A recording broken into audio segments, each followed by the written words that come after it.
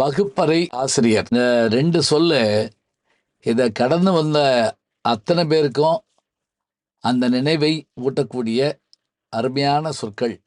இந்த மாதிரியான இந்த வகுப்பறை ஆசிரியருங்கிற இதுல ஆசிரியர் மட்டுமாக எடுத்துக்கொண்டால் மாதா பிதா குரு தெய்வத்துல ஆசிரியர் நமக்கு சொல்லிக் கொடுத்த ஆசிரியர், அதே போல ஆசிரியை, இவங்களை மறக்கவே முடியாது. அதுலயும் நம்ம பள்ளிக்கூடத்துல நுழைஞ்ச போது நம்ம ஈர்த்த பெருமக்கள் ஆசிரியர்கள் தான். அந்த ஆசிரியர்கள் நோட்டு புத்தகம் இவற்றை தாண்டி எப்படி மாணவர்களை ஈர்த்திருக்கிறார்கள்?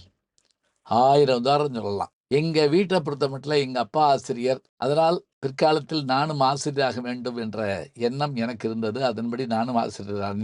என்னுடைய மகளும் கூட பேராசிரியை தான். இப்ப பாருங்க, இந்த ஆசிரிய மனநிலை என்பது எவ்வளவு மகிழ்ச்சியான ஒண்ணு.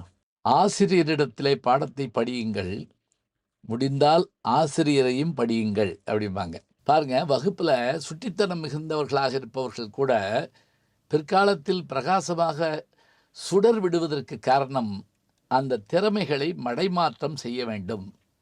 அப்படி மடைமாற்றம் செய்கின்ற ஆற்றல் யாருக்கு இருக்கு என்றால் நிச்சயமாக ஆசிரியர்களுக்கு தாங்க இருக்கு. பெற்றோர்களுக்கு தங்களுடைய பிள்ளைகளை மகன் மகள் என்றுதான் தெரியும். அவன் ஒரு எழுத்தாளன், ஒரு பேச்சாளன், ஓவியன், ஒரு நாட்டிய கலைஞன், ஒரு கவிஞன் என்றெல்லாம் அவனுக்குள் இருக்கின்ற அந்த திறமைகளை வெளிக்கொண்டு வருகின்ற சிற்பி, ஓவியர் யாரென்றால் அவர் ஆசிரியர் தாங்க.